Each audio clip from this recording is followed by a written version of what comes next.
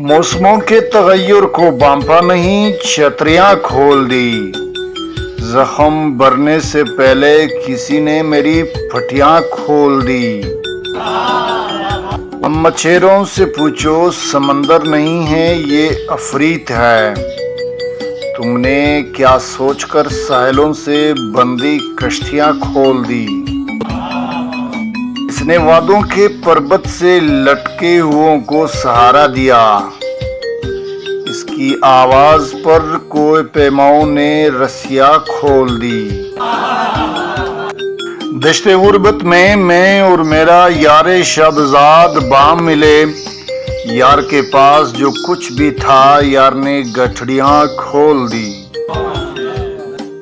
कुछ बरस तो तेरी याद की रेल दिल से गुजरती रही, और फिर मैंने थक हार के एक दिन पटड़ियां खोल दी। इसने सेहराओं की सैर करते हुए एक शजर के थल्ले अपनी आंखों से ऐनक उतारी के दो हिरनियां खोल दी। ये थी तहजीब हाफी की एक प्यारी सी गज़ल जो कि आपके सामने रख ली है। उम्मीद है ये गज़ल आपको पसंद आएगी। अगर पसंद आती है तो इसको लाइक करें, दोस्तों के साथ शेयर करें और चैनल को ज़रूर सब्सक्राइब करें।